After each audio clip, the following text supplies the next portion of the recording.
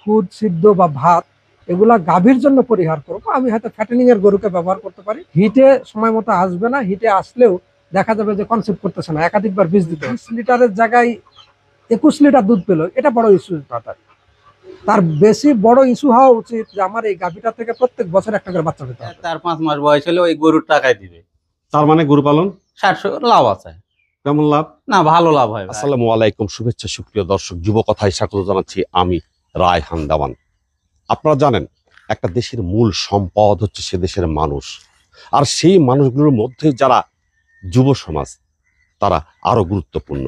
আর এই যুব সমাজকে যদি আমরা কর্মসংস্থান দিতে পারি, যত যুব এবং যুব নারী আছে তাদের কর্মসংস্থানের মধ্য দিয়েই একটা দেশের আর্থসামাজিক উন্নয়ন সম্ভব এবং অর্থনৈতিক উন্নয়ন সম্ভব।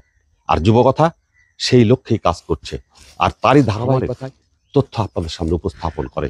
এই কারণে যারা খামার করতে চায় তারা যেন অনুপ্রাণিত হয়। আজকেও ঠিক তেমনি আমি আসছি জয়পুরহাট জেলার পাঁচবিবি উপজেলার একটা গ্রামে। এই গ্রামের এক ভাইয়ের ছোট্ট একটা খামার আছে, সেই খামারের তথ্যই আপনাদের সামনে উপস্থাপন করতে যাচ্ছি। আসসালামু আলাইকুম ভাই। ওয়ালাইকুম আসসালাম ভাই। ভালো আছেন? আলহামদুলিল্লাহ ভাই, ভালো আছি। কি নাম আপনার? মোহাম্মদ রেজাউল করিম। তো আপনি এই যে খামারটা করতেছেন কতদিন আগে থেকে? এটা প্রায় 1 বছরের মতন হয়ে ভাই, মাত্র? মাত্র। এর আগে বাড়িতে ছোট ছোট গরুগুলা পালানো, এখন ওই কিনে গেটে এলা করেছি। হয়তো আস্তে আস্তে আরো পরিবর্তন উন্নতির দিকে যাবো ভাই। কেন আপনি গরু কেন পালন করতেছেন? ভাই মাঠে ওই কৃষির উপর আমরা নির্ভর ভাই। হুম, তো মাঠত কাজ করি, এখন তো মাঠত কাজ তেমন করা পায় না। তো বাড়ি হয়তো ওই ধান আবাদ করে খেত দিলা আছে, বাড়িতে না গরু পালন নিয়োগ করছি ভাই। গরু- হুম। এখান থেকে হয়তো 10 টাকা ইনকাম হবে, তো এটা সংসারের কিছু উপকার হবে। তার মানে হয় জি। এই 1 বছরে কি রেজাল্ট কি আপনার? 1 বছরে আমি হয়তো ওই কয়েকটা গাভী আছে ভাই, 3টা তার মধ্যে বাছুর আছে।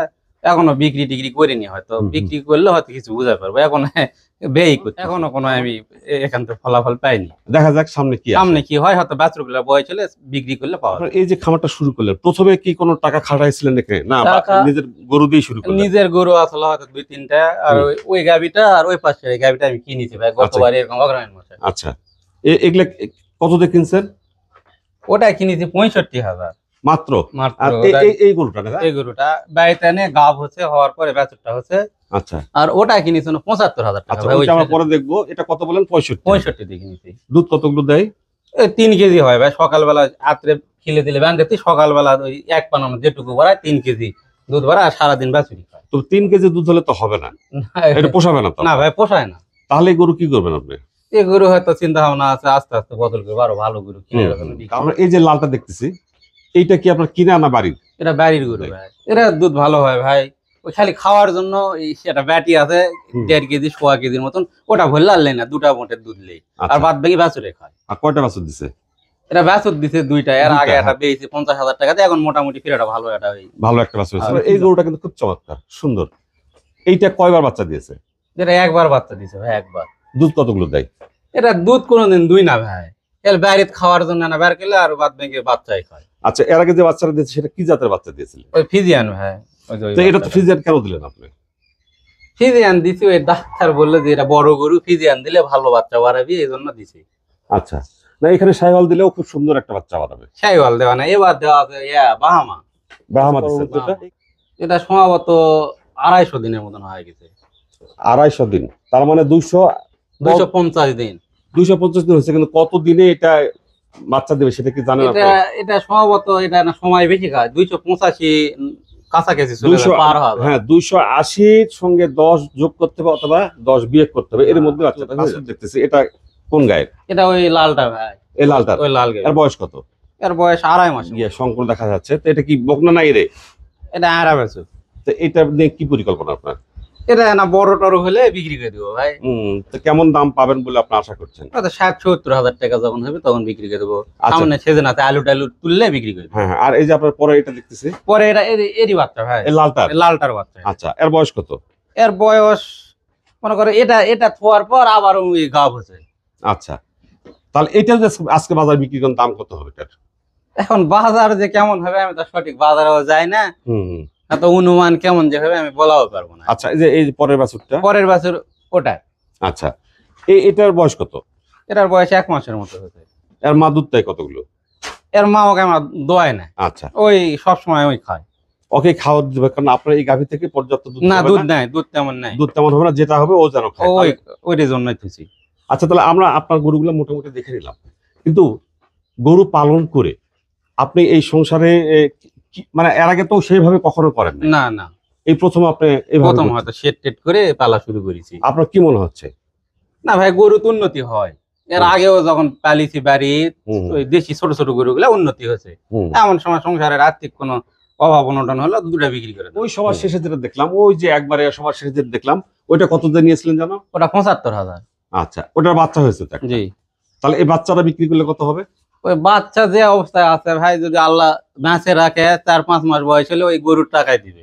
তার মানে গরু পালন ৬০ লাভ আছে। কেমন লাভ? না, ভালো লাভ হয় ভাই, কিন্তু আচ্ছা, টাকাটা হয়তো ধীরে ধীরে খরচ করে এককালীন আল্লাহ দেয় এক সময়। তো এই গরুগুলোকে প্রতিদিন আপনি কি খাওয়ান? ভুসি খাওয়াই, তারপরে যে খুদের একটু একটু ভাত খিলায়, খোল খিলায়, হুম।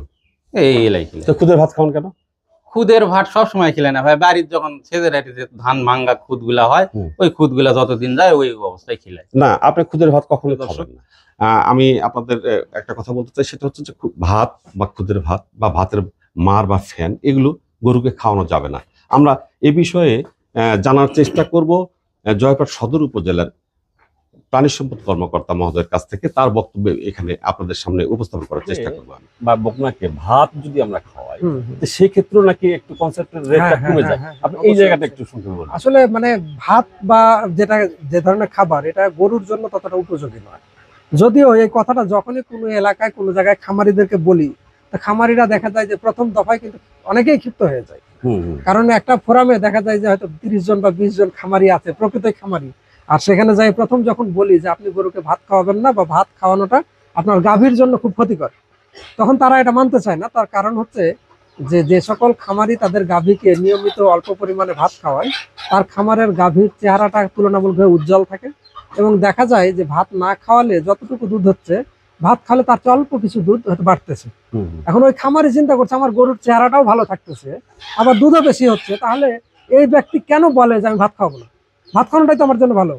কিন্তু আসলে একটা গাভীর খামারিকে মাথায় রাখতে হবে যে তার ওই 20 লিটারের জায়গায় 21 লিটার দুধ পেলো, এটা বড় ইস্যু।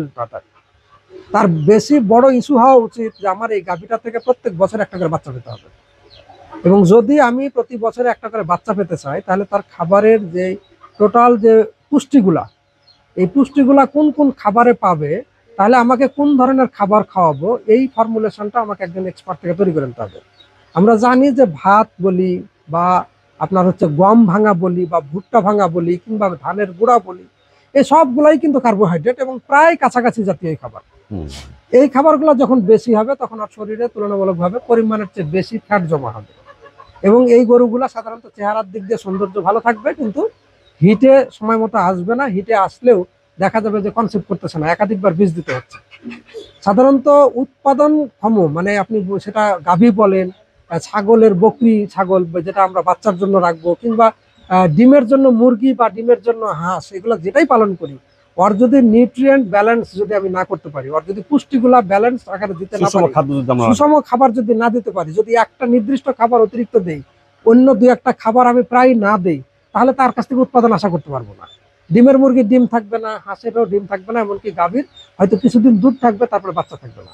তো যে কারণে আমরা যে কাজটা করব, আমাদের যে 6 ধরনের পুষ্টিগুণ খাবারে থাকা দরকার, কোনটা খুব সামান্য লাগবে, কোনটা বেশি লাগবে, এই বিষয়গুলো বিবেচনা করে আমি অবশ্যই আমি একজন খামারি, আমার দায়িত্ব হবে একটা রেশন বা ফিড ফর্মুলেশন আগে তৈরি করে নেব, সেই আলোকে খাওয়াবো। আমি এই জাতীয় খাবার, এই যে খুদ সিদ্ধ বা ভাত, এগুলা গাভীর জন্য পরিহার করব। আমি হয়তো ফ্যাটেনিং এর গরুকে ব্যবহার করতে পারি, অথবা অল্প বয়সী বাছুর, তাকে অল্প কিছু আমি দিতে পারি। আমি ভাত যেমন পরিহার করব, আমি এই দানা জাতীয় খাবারে অতিরিক্ত ধানের গুঁড়া এর ব্যবহারটা কমাবো। এখন আপনি একটু বলেন, যারা আপনার গ্রামে তো অনেক ছেলে মেয়ে আছে, অনেক শিক্ষিত ছেলে আছে যারা চাকরি পাচ্ছে না, ঘুরে বেড়াচ্ছে, তো তারা গরু পালন করলে কি তারা সমাজে টিকে থাকতে পারবে বা তাদের কর্মসংস্থান সৃষ্টি হবে? না ভাই, গরু পাললে ভালো হবে, তার কারণ পাশে গ্রামে একজন ব্যবসা করে, মাছ টাছ চাষ করে, চাতাল আছে, উনি গরু পালে প্রায় 30টার মতন। সে প্রত্যেক মাসে 25,000 টাকা বেতন দেয়। আচ্ছা, ওরা নিজেরা কিছুই করে না। তা আমরা বাড়ির যদি 30টা না পারি, 15টা যদি আমরা নিজেই হয়তো বাড়ির পরিবার নিয়ে যদি শ্রম দেই, আমার তো ওই টাকাটা লাগবে না, ওই টাকাটা আমরা পাবো না। ওই টাকা পাইলে ওই টাকাটা পেলে তো আমার সংসারে যাই হোক একদিকে আগে যাবে। তো আপনার সঙ্গে অনেক কথা বললাম। জি। আর ভালো লাগলো। আপনার এলাকায় যদি যুব উন্নয়ন অধিদপ্তরে কেউ প্রশিক্ষণ দিতে চায় গরু পালনের উপর, গাভী পালনের উপর, মাছ চাষের উপর, মুরগি পালনের উপর, কম্পিউটার প্রশিক্ষণের উপর, ফিজ রিপ্রেজেন্টেশন এবং মোবাইল মেকানিক্স এগুলো যদি কেউ শিখতে চায় আপনি যুব উন্নয়ন অধিদপ্তরে পাঠিয়ে দিবেন। ইনশাল্লাহ ভাই বলে দেবো। আচ্ছা, আল্লাহ হাফেজ, ভালো থাকবেন। আলহামদুলিল্লাহ।